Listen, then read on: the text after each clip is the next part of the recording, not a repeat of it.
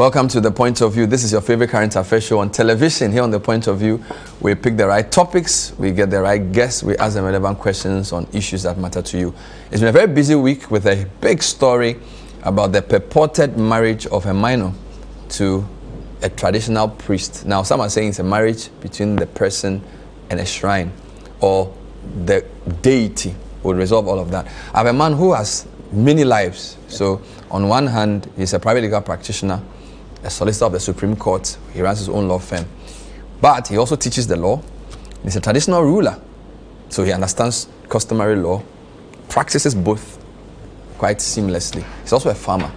So we're speaking to him about his tenure as director of the School of Law, his views around the controversies involving this marriage, purportedly, and also his views around when there's a clash between law and tradition, how to resolve that. Lawyer upon Nana upon Kodie, the Mare Hini of Achime Buakwa, is my guest. Stay tuned.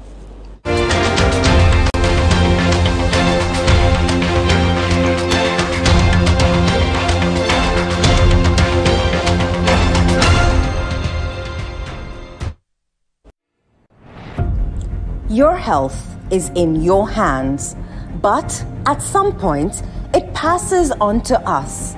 At Nungua Hospital and Coloproctology Center, we believe that quality healthcare isn't a privilege, it's a right. Equipped with cutting-edge technology, we are fully prepared to effectively deal with all colorectal and proctological conditions. Our team of highly skilled doctors, surgeons, and nurses are renowned for their expertise in minimally invasive and painless laser, ligature, and lungoproctological surgery. We are committed to providing a wide range of services to meet the diverse needs of our patients. Nungua Hospital, your health is our priority. Visit Nungua Hospital today or call us at 0244 581 541 or 0271 054 204. Nungua Hospital, in to serve a peculiar health need.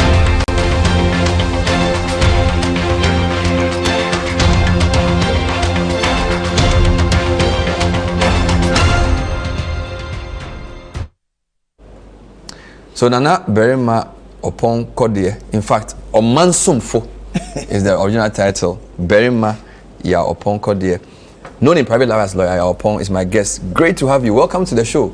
Thank you very much. It's always a joy to be here at City. I still salivate about this at a Question of Law program. Many years ago. Yes, many years ago, with my friend Musa Ahmed and David Annan. Sometimes I know you later. Yes. And then Mark Diamond as the host. I think we should revive it and give it more teeth. So today's a question of law. Yeah. On steroids. So I said you had 4 parts. Let me be sure. So you are obviously a traditional ruler now. Yeah. You are the Mare Hini of Achime Buakwa. You are the director of the Ghana School of Law. 2 years. Yeah. I think this week. Yes, that was 1st April. So 2 years this week. Yes. You are a farmer. Yes. And then, of course, you are a private legal practitioner who runs your own law firm. So which one comes first? How do you identify yourself first? Well, I'm a man of many interests, as you have already stated. First of all, I'm just a person. Modesty. I'm just a person of ordinary root and identity. The rest are conferments or achievements that God has vested on me or invested in me or conferred on me. So I'm just an ordinary person. But thanks to God, He has, over the years, caused me to evolve. And as I evolve, it came with its own achievements. And I give it all to God and to fellow human beings who made it possible. Let's talk about the School of Law. You are the first director I have seen who had an investiture. Previously just announced. So CJ was there at the time. Attorney General was there. President of Ghana School of the whole thing. Yeah. Did you request for an investiture? Why an investiture? And this is exactly 2 years this week. Yes, well, to be honest with you, I didn't know that that wasn't the practice until council came out to state clearly that it was not right for director of not just the law school, but director of legal education. So the position is dual. For such a person to just assume office quietly and probably leave quietly. So it was important that there should be a formal program or ceremony to officially invest you with the power so that the whole people of Ghana on whose behalf you are serving will know that they have a new servant who holds dual position as Director of Legal Education in Ghana and as Director of the Ghana School of Law. So the Director of Legal Education is part of the General Legal Council, or is a member, or is that how that works? Well, strangely, I'll just give you a bit of background. I am not a member of the General Legal Council per se, because years ago, we had only University of Ghana Faculty of Law as the only institution that trained people to do the LLB and the BA, and then go to the Ghana School of Law to do law. So the Dean of the Faculty of Law at the University of Ghana was also the Director of Legal Education, who by law must be a member of council. Okay. And so, if I can say, my good friend and classmate, Professor Ramona Tuguba, who is the Dean of the now School of Law at the University of Ghana, is a member of council, but I am not. I would say I'm in attendance, but I'm not an ordinary member per se. You took over at a time, it's fair to say, was quite tumultuous. In the news, we had lots of reports about exam failures, students not happy with all kinds of things. It's been reasonably quiet since you took over. Am I correct? And if it's been, what have you done? Well, I think it's God who has done something extraordinary. I think CTFM has been intensely involved in the affairs of the Ghana School of Law. Yes. And so when you say it's been maybe relatively quiet, I think the quietness rather relates to lack of expression of dissenting opinions or some form of relative disturbance and worry, despondency. Because I've been around, I know that everybody have their own style. But I observed, I was already a teacher there, so I observed that, look, there are people of all sorts of endeavors, positions and principles, religion, from other regions and so on. There are top army officers, top police officers, top pastors, top priests, Oman Hinifo are there, dedicated housewives. Almost everybody is represented at the Ghana School of Law, at the highest level. I mean, some of them can give you a job. There are some who are by themselves powerful because of what they do. And there are some whose parents or benefactors are more powerful than you because of what they do. These category of people may even be far wealthier than you are. And let's say a commander of the army, and there are quite a number in the school over time, or a top medical officer, there are quite a number of medical officers, pharmacists, top chartered accountants, and the rest of them. They've been to their workplace, gave all the commands, they have subordinates, they have subjects as chiefs and so on. They come to the Ghana School of Law. One, they have to wear black trousers, black jacket, white shirt, black tie. Wow. Virtually prescribed uniforms have been given them. So they have to take off all these, their gaps of power and authority, and subdue themselves under the authority of the school, headed by one person. So you need to delicately balance the nuance endeavors that you face. And for me, the first thing was respect them. There is a tendency to call them Nkwarano, these young people.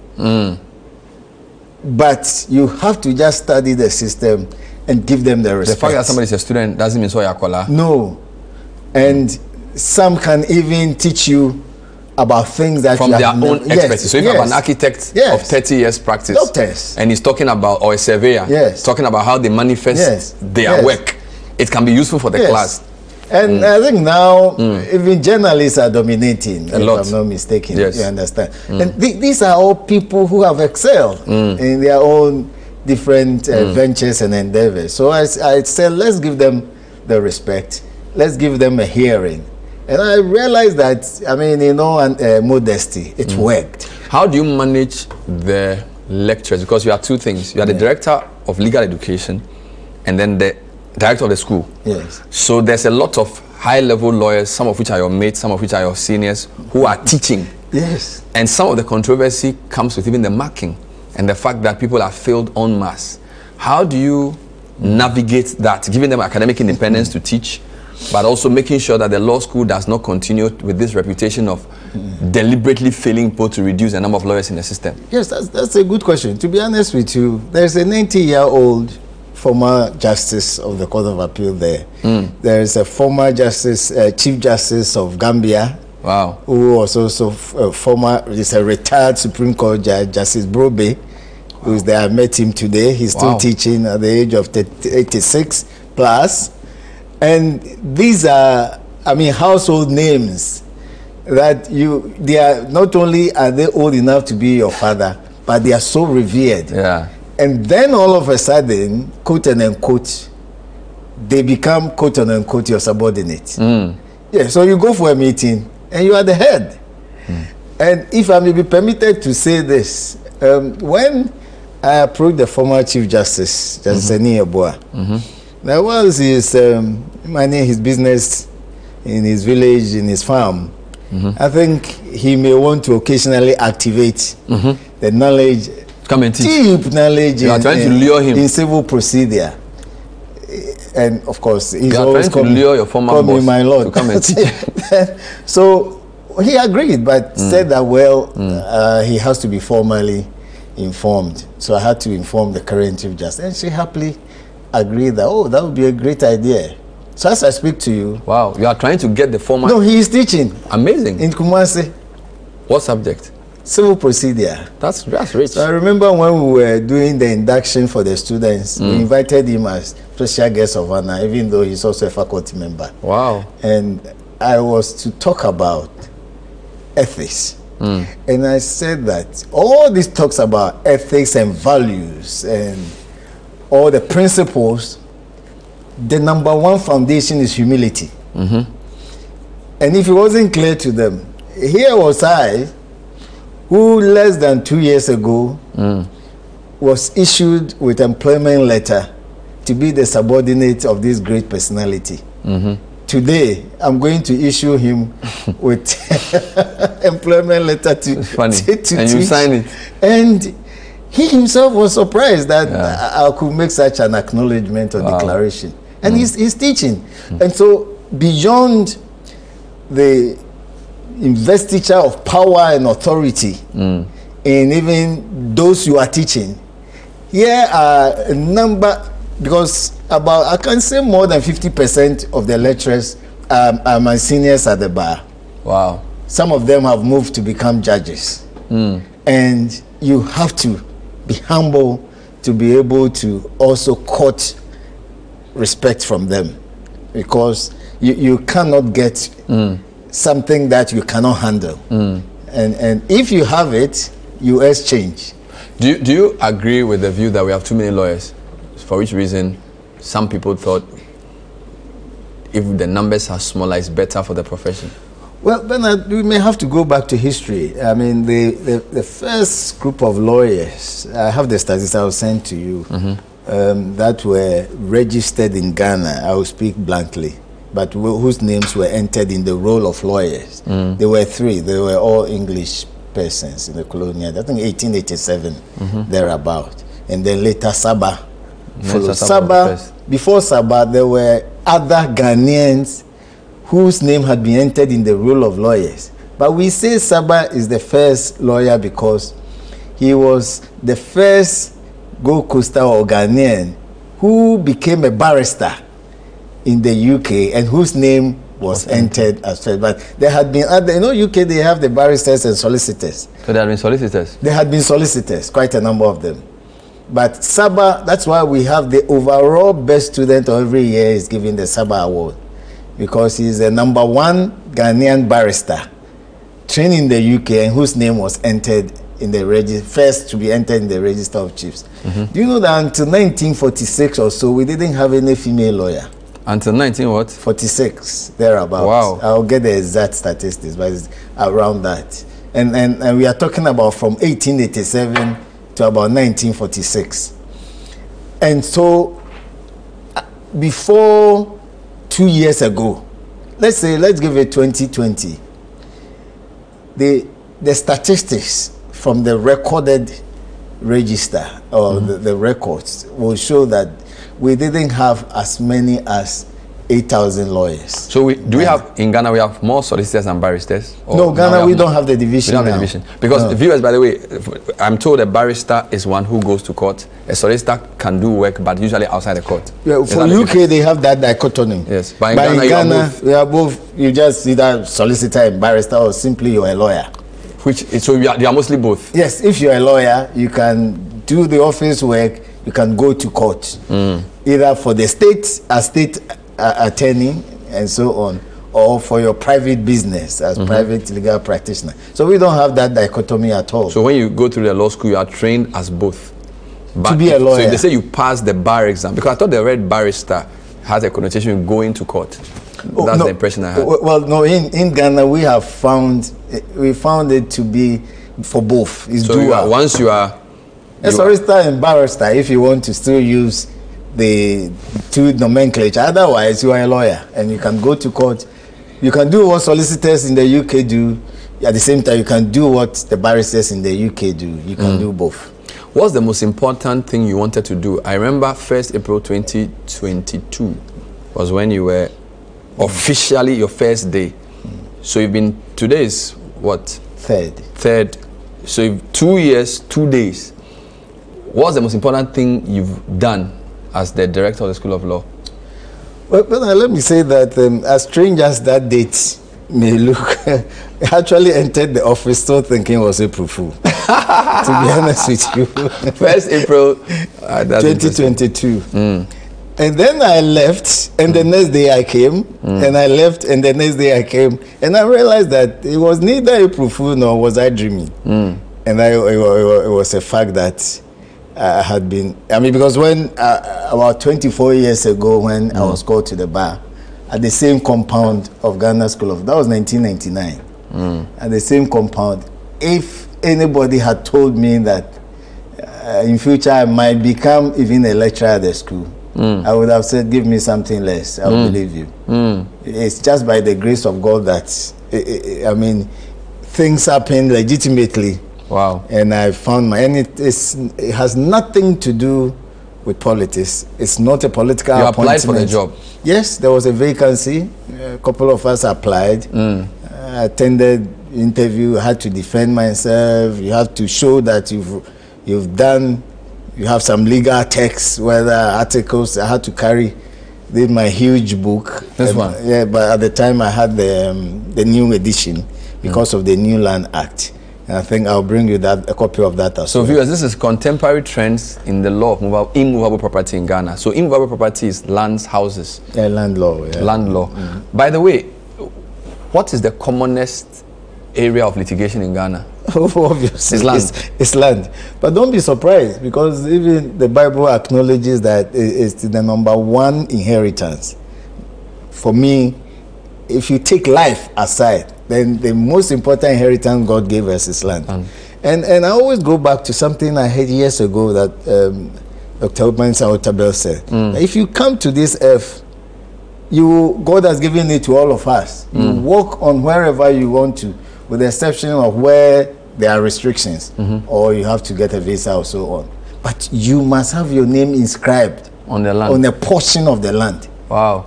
And that is the best way to show that you ever came on this earth. So it makes land the most important inheritance. even though sometimes I rank it next to human capital. So thinking about it, if we take 100 cases, what percentage of our litigation would be land? Will it be 40%? Oh, no, 30%? it won't be less than 70%. You think so? I think the last time 7 out of 10 cases will be land related. Yes. Then so what's the next? Matrimonial cases are also high. Marriage. Yes, divorce and so on. So one is land, 2 is marriage. They are also high. Then commercial cases. Wow. That's at the highest level of the high court. So land, marriage, commercial, and then but I can get you the actual statistics. I should be forgiven if, but then that's the last time I checked. So this is a compendium of the law, all land law issues in Ghana. So what I did was that I didn't just write on land, but I wrote on subjects of law linked to land.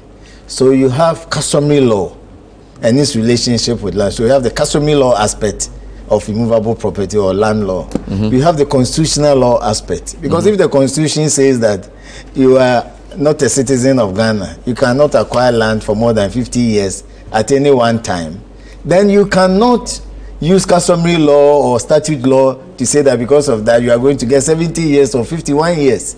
So I thought that this link to constitution was very significant. And then we have the contract aspect. Because acquisition of land, whether orally under customary law or under statute, is contract. It's a contract. Then the chapter 4, I realized that a majority of this land ownership is also family based.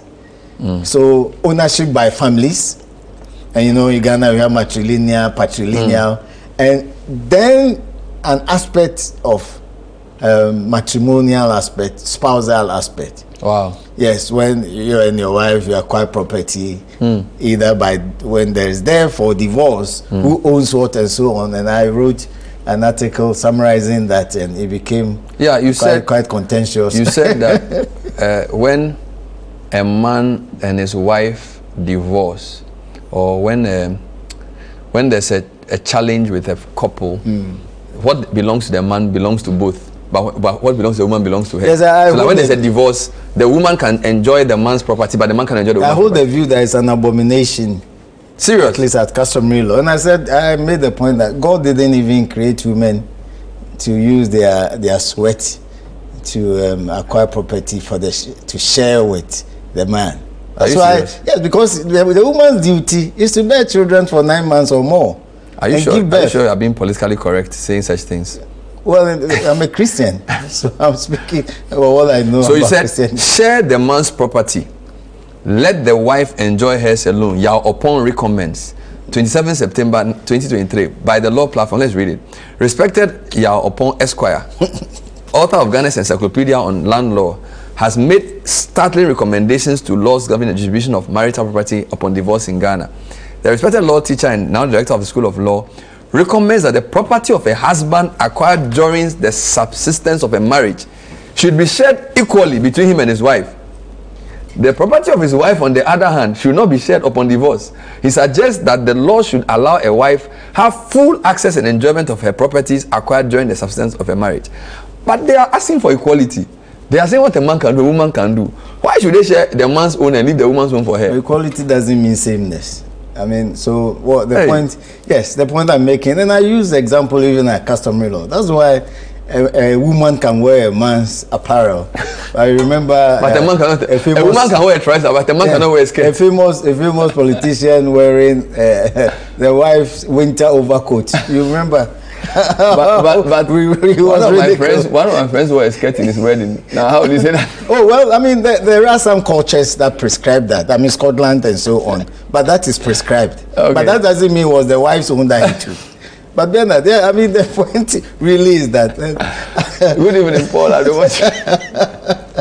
But I know that I had most of the women commended me. And most of the men condemn me. Are you using customary law or so this marriage under whether ordinance, Mohammedan, or religion, or customary? So when you see the title from Adam and Eve to Kote and Mate, which dealt with the customary aspect, then Ata and Nata, Mensa and Mensa, which says equality is equity, share this and share that. And I said in the Okodie, the cordial view, which is my view. So whatever the marriage approach, when there's a separation or divorce, the man should share his own pepe with the woman, but the woman should keep her own. Yeah, I made the point that less what can be applied to maintain the children up to the highest station in life, to highest education, less what is adequate, reasonably adequate for the man to maintain himself so he can also go continue to acquire the property, unless a relatively sizable one that he will use to take care of his own family as well, who took care of him. Wow. Then the rest, after he has maintained his own family, the rest should be shared.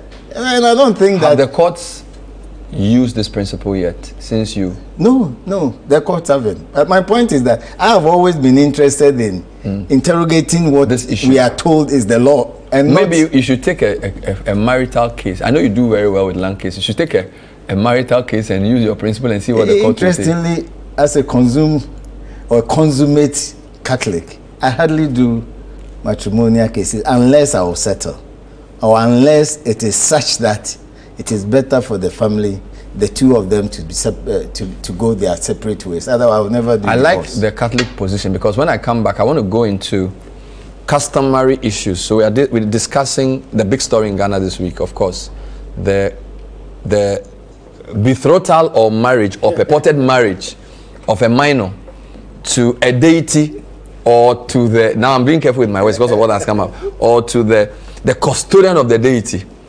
That's the subject, the Nungua matter. We'll discuss it because he's Catholic, he is a law professor, and he's also now a chief. Before you continue. No, I'll take a break. Okay, when I come back, we'll deal with that. This is the point of view. My guest, Nana Berima Yao Oponkodie, who is the Marehini of Acheme Buakwa, Director of Ghana School of Law, Director of Legal Education. We'll be right back. Stay with us.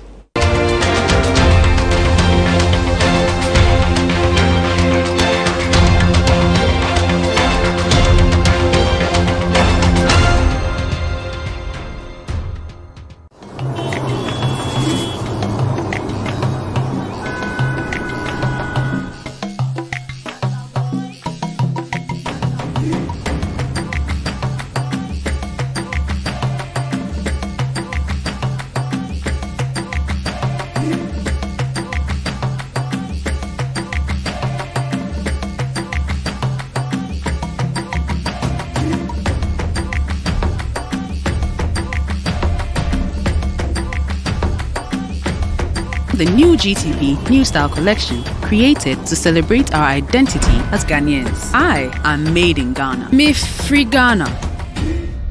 GTP. Life styled. To complement brushing, use a mouthwash daily to reduce harmful bacteria that cause bad breath, tooth decay, and plaque, which can lead to bleeding gums. Rinse Fresh Go! For the maintenance of oral hygiene and healthy gums, you need Nesta Antiseptic Mouthwash with chlorhexidine digluconate. Effective for the treatment and prevention of bleeding or irritated gums, mouth ulcers, plaque, and bad breath. Rinse Fresh Go! Get the confidence and protection of long-lasting fresh breath with Nesta Antiseptic Mouthwash. Rinse Fresh Go!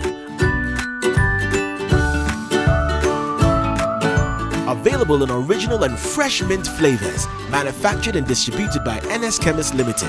This advert is FDA approved. This is a call to you.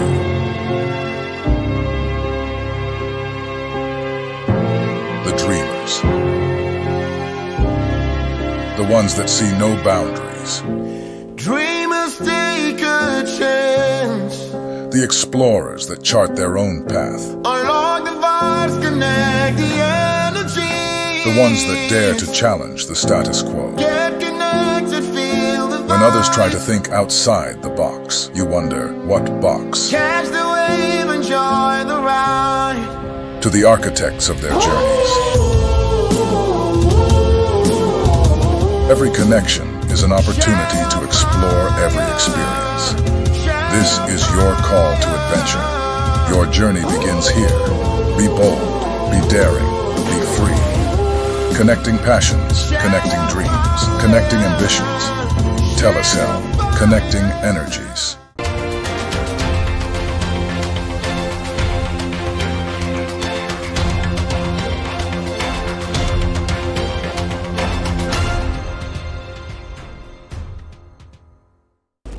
Welcome back to the show. So tonight we're discussing, of course, where there's an interpose between custom or tradition and law. The Constitution being the ultimate law. Now, Ayemwede is obviously the matter under discussion. Initially, it was shown in the stream that she was 12. Then later on, we're told she was 13. Now we're told she's 16. And Bobu Wulomo has been accused of marrying a minor. Now, you are a chief, right? Yes. And so, did you find any conflict between your role as a traditional lead ruler, a Catholic, and a citizen of Ghana? First, let's start with that. A traditional ruler, because there are things you have to do. You're a Catholic, which is Christian, and then you also teach law. Was there any point where in that triangle you had to? Because, for example, LGBTQ, Catholics have a certain view, generally, on procreation. When you compare that to some of the things in our laws, sometimes there can be issues there, right? And then you now bring traditional ruler inside. Did you have any challenges there? Yes, that's a difficult one. As I was telling you when we went for the break, when I was growing up, I had only two professions in mind. I'll be this first, and if that fails, I'll be a Catholic priest first. And actually 2 steps, went to the seminary at Pope John, 1 to Upper 6.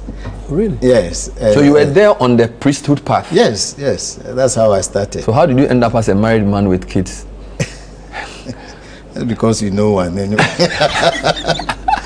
Well, I think the first way to run away from the difficult question is that many are called into priesthood. Okay. No, I won't even add that, into priesthood. Yeah. Others are called into legal profession, and the two are all calling.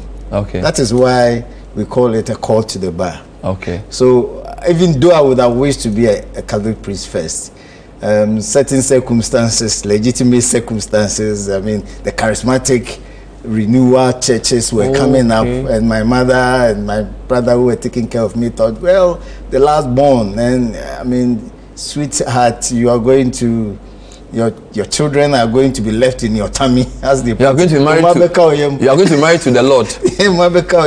And you see, so then I said, well, I mean, as far as I'm concerned, the second profession, which also counts by a calling, is also the legal profession. So I straight away, on the day that the big guys, Tadio Sori, Rumwa Tuguba, Musa Ahmed, the day they were in the top females who are Joab, Yafi, and the rest of them who were entering the school, I found myself to be their classmate, and I never looked back. That's a chamber for all the rest of them, big guys there. So I also entered, and by the grace of God, we went through seamlessly. Entered 93 because of the Rollins break. We had one year off. Finished 97, went to law school 97, 99 we were called to the bar. Wow. And so to go back to your question, I mean, these interests, as I say, they require delicate balancing act. What people are calling tradition, fortunately for us, generally is referred to customary law. Wonderful. Because tradition per se may not have the status of law, neither is culture or mores.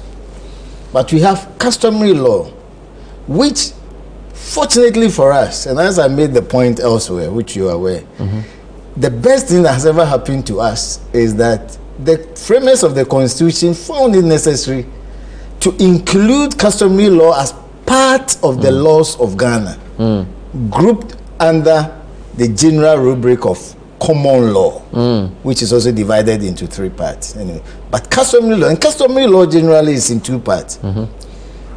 The rules of custom that are applicable to particular communities in Ghana, and you have to underline that.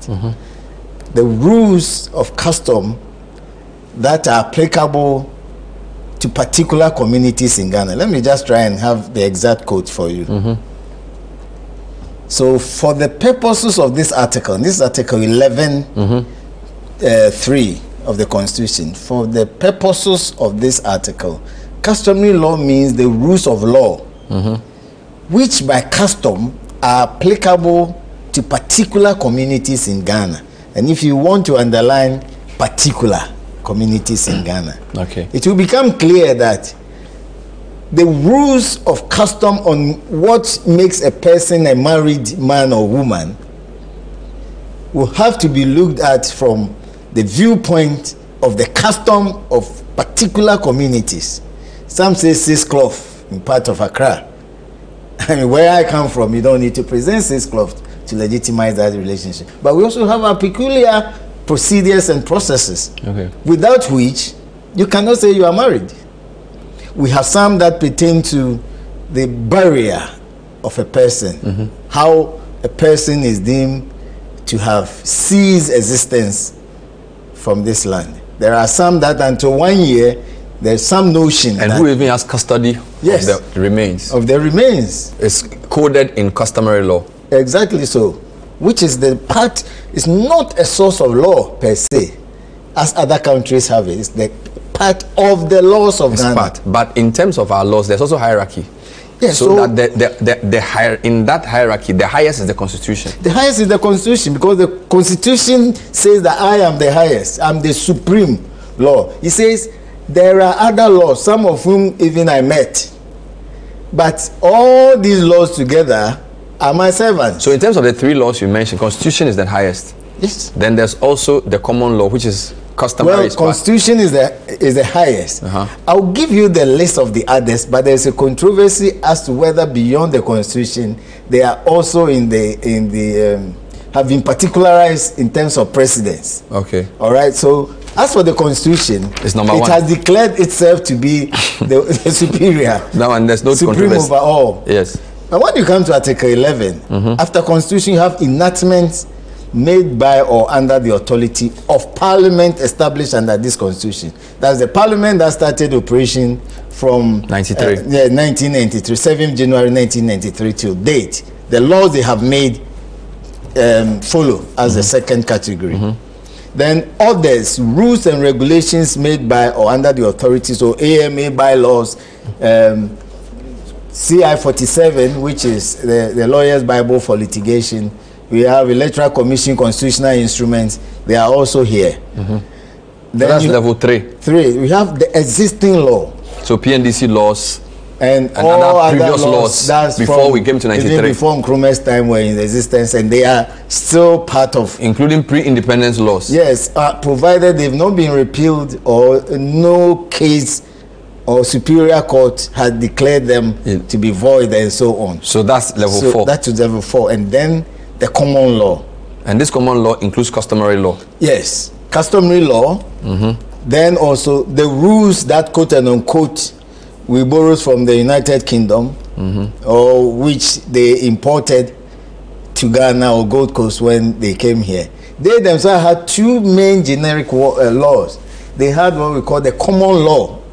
So in Ghana we have two types of common law. We have the common law, which includes customary law. Yes, and then you have customary law and British common law, yes, which is different from what do you call it, civil or whatever, laws of equity. Yeah, so let's do a bit of political segregation. So the common law, an umbrella. Yeah. And on the umbrella, you have an elephant called another common law. And then on the other side, you have a cockerel called rules of equity.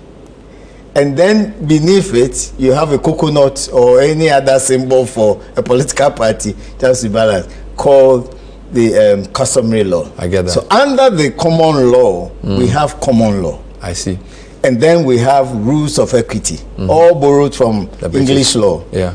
And then we have our customary law. Wonderful. Which, as I said, I think I didn't conclude. So the customary law is in two parts. Those that pertain to applicable to particular communities in Ghana is one category. And some of these have been distilled by the superior courts, the High Court, Court of Appeal, and Supreme Court. Those ones that have been distilled, maybe a matter comes to court, let's say depot rights, all right, female genital mutilation, and so on. And the court say these ones dehumanize Wonderful. us. So these laws in this attempted hierarchy, if there's a controversy, you go to the higher law. So at the end of the day, the Constitution is the ultimate determinant of whether a law is accurate. We get that. Let me go to a specific issue. The Ghana priest Numo Bokete Lawe, the 33rd, also known as a Bobu Ulomo, faced backlash from Monday when a video surfaced of a ceremony, purportedly a wedding, to a girl called Na Okromo. This became public. The MC was giving out gifts to the girl and was saying, when you go, make the man happy. A lot of people felt, why are you marrying off a 12-year-old girl? Then I interviewed the man Kralo on radio. He says the girl is 13. Then in the evening, there was a press conference that the girl is 16. Then they said the girl was not married to the man, but the man, based on his ranking, in fact, the deity, the Bobu, apparently has 4 wives, of which one is a 90-year-old, one is 30. So they're basically saying she wasn't even married to the man. She was being married to the deity, and that this was more like a virgin's role she was performing. But there's already AG has issued statements. There's a whole backlash on CNN everywhere. Why is a 63-year-old man marrying an underage girl? So I think there are 3 questions for you to resolve. The first point, does it matter what age it was? Because our law says you cannot marry a person below 18. So that's question 1. Does it matter whether she's 13, 12, or 16? Number 2, does it matter if she's marrying a person or a deity? Do you get it? Because if the person is not, if it's not a Wulom who is marrying, can you still marry off somebody who's underage to anything, a deity or whatever? And does that marriage qualify as a marriage in the Children's Act? I don't know if you can deal with that for me. First of all, the use of the word marriage now becomes the point on which we should try to make this discussion. Obviously, under our laws, you cannot say that a person is married to a non-human. Under our laws, generally. You cannot say that a person is married to a non-human. At least if you take the Mohammedan laws on marriage, if you take the Constitution and the laws on the of marriage, but customary law may have a different notion. They may not call it marriage, but they will call it's a form of matrimonial union. And the customary practices, which you suspect may be in the customary law of a particular place. So because not all our customary laws are written. That is what I'm saying, that the Constitution itself recognizes it, that rules of custom, or rules of law, generally known as rules of law, which by custom are applicable to particular communities. So first of all, once we admit that statute does not, in my view, recognize the marriage of a human being to a non-human. Now the question is there any community in Ghana which has a customary law which allows a human to be married to a non-human? In this case, a deity. Be the person a deity. Good. Or not. Now, that's why I'm saying that the notion of marriage, as we understand it between us, may be completely different from how it is interpreted or manifested within a traditional. Or how they understand it in that traditional area. That is why they kept saying that it's not a matrimonial. For example, they said it's not matrimonial duty in the sense of sexual whatever. They were saying he's being prepared to serve in the temple. And that when at the appropriate time, she may now then decide whether to marry a human or not.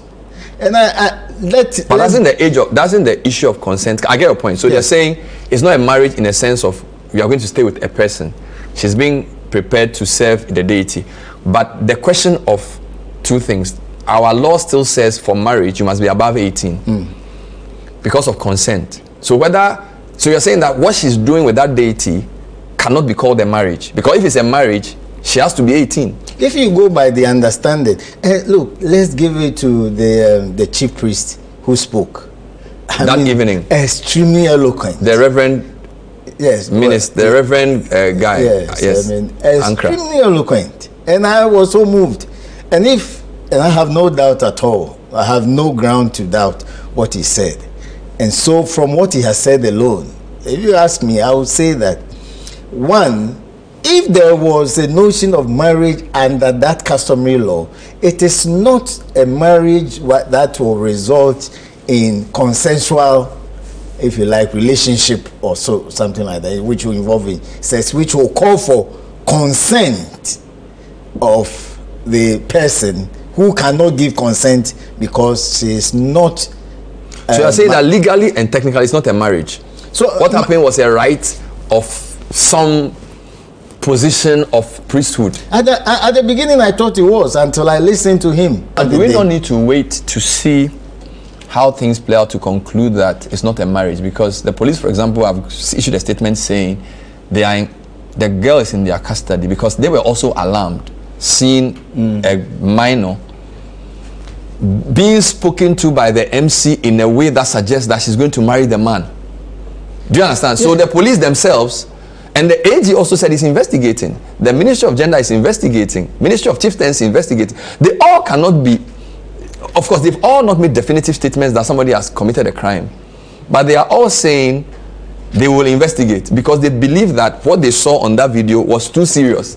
Of course, I'm not, to be honest with you, concluding that because of what the chief priest stated, that is conclusive. It is part of the material for investigation.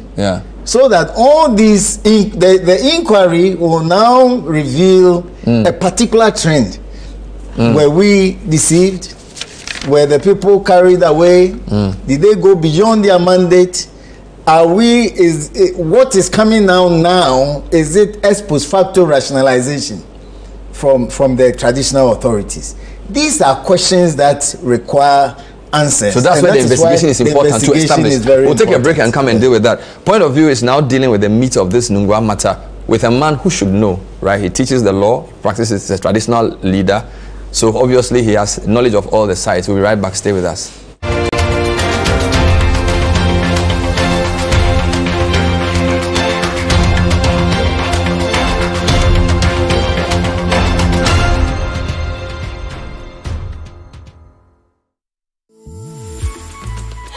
I love President Charcoal. Why? When there are so many other charcoal toothpaste. That's both charcoal and lemon. Oh, does it? Yes. Look right here. Yes. Pepsodent Charcoal has two of nature's powerful whitening ingredients. With the power of activated charcoal and lemon essence, it removes stains and whitens teeth naturally. Convinced? Well, I am. Just look at your beautiful Pepsodent smiles. For naturally whiter teeth, Pepsodent Charcoal. Pepsodent. Our stories begin right here, and we never write them alone. There'll be pages we love to read again and again, and some we want to tear out.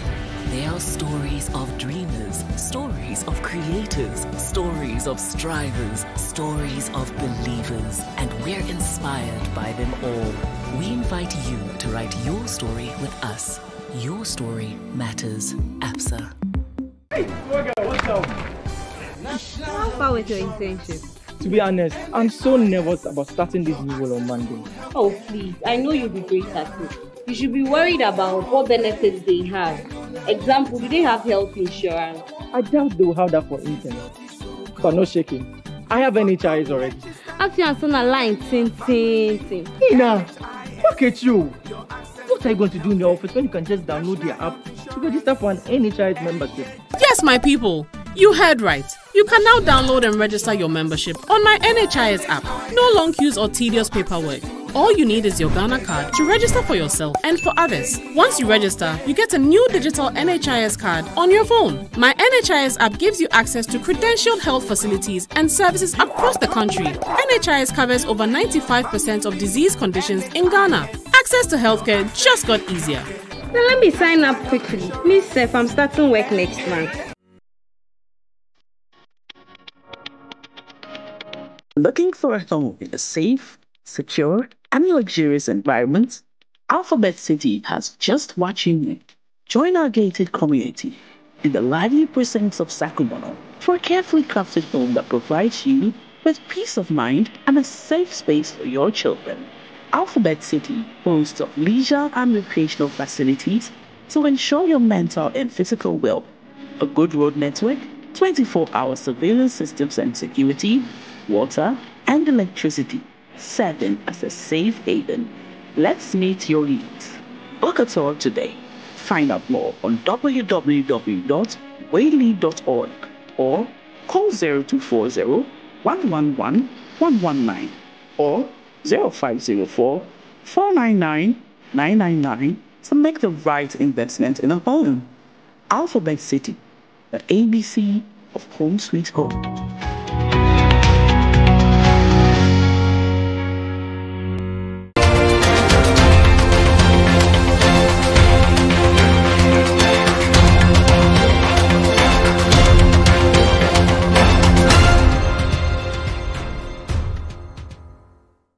Welcome back. So tonight we're talking to Yao Pong in private life, or Mansumfo Berima Opong Kodie, who's the married of Achime Buakwa, and a chief, a lawyer.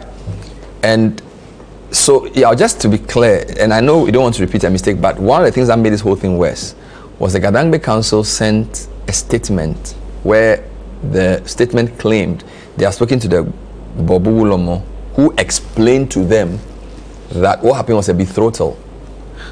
And I'm told that the law is clear that for a minor, marriage, dowry, betrothal, you can't do it. So your point that whether this is a marriage or not is critical, right? Yes. So whether it's a betrothal or a dowry was paid, it would have been illegal if it was a marriage, yes, or if it was with a person. Yes. So what they did, the only way to be absolved is that it's not a marriage, it's something else. Yeah, so of course, the basic principle on which all this is founded is that when it comes to the rights or welfare of a child, that prevails over all other considerations. So the question is that whether or not it is in the best interest of the child that the child is married at this age, and obviously 16, 12, 13. No difference. It's a child. Good. All right. So that is why it was quite worrying, because at that stage, even when she agrees to get married or even to have sex, that agreement or consent is vitiated. The law says it is not a consent at all. It is the same as having said that I will not do it, and you force the person to do it. So even when he says I will do it and you do it and there's no complaint, it is as if you have compelled her to do it against her wish. Oh yeah, let's move this further. I know the law also prescribes trokushi. In parts of the Volta region, there used to be this where people, because their parents commit an offense, are slaves or servants of a deity in the ever sense, and they have to perform some rites to free them. Doesn't the explanation of this administrator push this into that realm? Because you're saying this person is going to serve the deity as one of his wives, and she has roles to perform for the Ga state. But she's below 18. Does she have the composition to, does she not have a right to a say in the matter? So, first of all, the way you said the trokoshi is similar to an old offense called panyaring. Yeah. Panyaring, which used to be where before the Europeans came to Gold Coast. If I'm owing you, all you need to do is to come to my house and pick one of my children and to go and serve you, usually until the money is paid. The money is paid by the service. It's called panyaring. That's similar to that in a way. Now, what you have described may also, in terms of statute, may lead us into the realm of forced labor, which the Labor Act and even the Constitution, in a way, is against. But some also argue that what we sometimes conceptualize here or in Europe and so on as forced labor, it's not forced labor at all. I mean, if my parents are cocoa farmers and I go to school, and from school I go to the farm and I carry the cocoa and bring it so I can get money to go to school, which is what my mother did, and so on. You can't call that forced labor. If custom requires that a child should perform a function, we have people who have been chief at the age of 6, 7, 8, 10 years. They are chiefs. They perform customary functions because it is not by age. It is the authority that we look up to. So if at this age, and I'll say is chieftaincy work or is chieftaincy because if a person below age can do certain kinds of work based on our laws, if you are made a chief and you perform those functions, is it okay? Yeah, you are a chief. I mean, so being a chief then sort of eliminates all the blockages for minors performing those roles? Yes, in my view, to the extent that they engage in legitimate ventures. All right. Then I would say that the age wouldn't matter. But if the person is compelled to engage in certain acts that generally you cannot expect other person of his age and stature. But even that, others will argue that because of the investiture of special authority, it has raised the person from the 5 years that all these other people are, and it's seen as a person with extraordinary authority and power and can be allowed to perform those functions. But the bottom line at the end of the day is whether those customary practices dehumanize the person himself or others. If they do, the Constitution. So for this lady who is now being told, we are told she's 16, what should the police do? What should the police look for to inform the AG as to what to do next? Well, first of all, I think it was more about the marriage and not so much about any performance of functions or duties. So if they go into it and there is evidence, sufficient evidence that the girl was actually being taken through or has been taken through the processes that at Nungua, when completed, will make her the wife of a human being, then in that case they would have violated the relevant laws. So what is the customary law of Nungua that makes a person the wife? It is the burden of the police, the attorney general, and everybody concerned with this investigation to now go and find out. And if you investigate and what went on, or if it's a process, the subsequent processes will not ordinarily make an 18-year-old woman a wife, then this is not the processes that would have made her the wife to another person, whether 17 years or 19 years. So that is key. And this is why the framers of the Constitution made it a point for the National House of Chiefs, the Houses of Chiefs, to as much as possible codify these customary laws.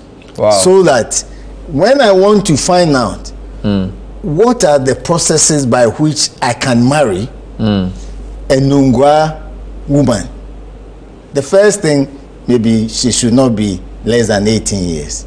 You should come and do, let's say, kokoko. When you are coming, bring 6 cloths, bring 2 cloths, and so on. But so that is the burden of the police.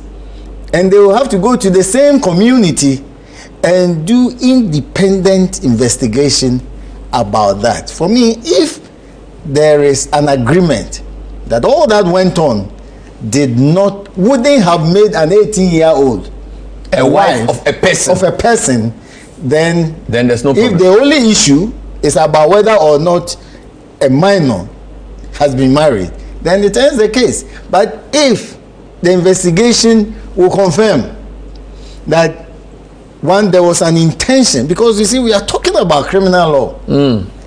Above all this, there has to be an intention. These people do this with an intention to commit crime. As the police usually will say, to wit, violation of the necessary rules. But if innocently, what they did was construed as a marriage. As a marriage. And it was not meant to be a marriage. And it was not meant to be a marriage. Or if they were performing and that. There's a case called Nyamineba, there's a Republic, and so where people were smoking certain herbs. And they say, as far as they are concerned, like tower. I mean, it's like healthy herbs. Then that is where you meet two principles: ignorance of the law and ignorance of the existence of the law. Interesting. So all this, I think, is a very good way to end. I appreciate your time, honestly. Thank you so much. Oman Sumfo Berima Opon Kodie the Mare. The house there. There's even Daniel too somewhere. Oh no, that one has. You've removed it. Yeah. You've recanted it. So Berima Opon Kodie, who's the Mare of Achime Bwakwa, director. Not of my forgive me. No, I said Mare Hini. I thought you saw. No, Mare Hini. No, there's a difference. Anyway, my regards to my Hini. Yes. Yes. Good evening to you, sir. I'll cry a child. So the point is that he is also the director of legal education, Ghana Law School, and he's also a lawyer. Thank you for talking to us, helping us a very thorny issue.